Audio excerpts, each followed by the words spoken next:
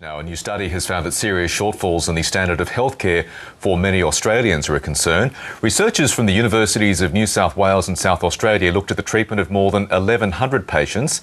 They found almost half received substandard care. Professor Jeffrey Braithwaite from the University of New South Wales was involved in that study, and he joins us now from Sydney. Professor, good morning to you. When we talk about substandard care, what do we mean? Good morning, Michael.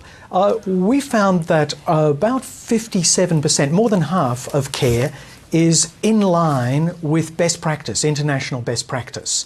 About 43%, on the other hand, is care that is not at that level. This might be care that's a little out of date. It might be care, you know, the health system's a moving target. It's hard to get it right all the time. Lots of patients coming through, lots of technology, but also it might demonstrate substandard care, pockets of not excellence, but pockets where we can really strengthen the health system and improve it. Who's at fault here? Is it a case of doctors and surgeons not being diligent enough? I don't think that's the case. Well, it can be in some cases, in some isolated cases, but for 43% of care which fall short of international best practice, some people may not have got all the indicators, say, for asthma or antibiotic use. Some people may have got version 2 of a drug when version 3 is available, or a different kind of treatment by agreement between the practitioner and the patient. I was just reading one of the findings of your study. Only 18% of patients with asthma got a documented action plan, which you'd assume is the base level required for any asthma patient.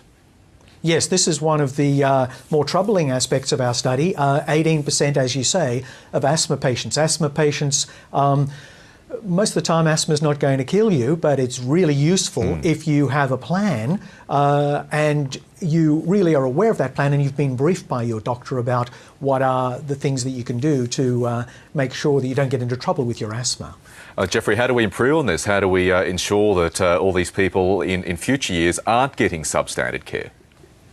We think a couple of things. One is we did a study that looked at 35,000 encounters of patients with the health system, and we had to get approval from 225 ethics committees. This is a 3-year massive study. We can't really do this every time we want to look at the health system. So we've called this study Care Track, and we need to track care across time on an ongoing basis. The other thing we're suggesting is it's really important for patients to understand what best practice is for their condition. So we're getting doctors and nurses and allied health professionals together with their patients within the conditions that we've examined to look at how can we express the best practice care that needs to be delivered in simple ways. So people have, for example, a smartphone app that allows them to understand when they go to a practitioner with a condition exactly what best practice is for that condition.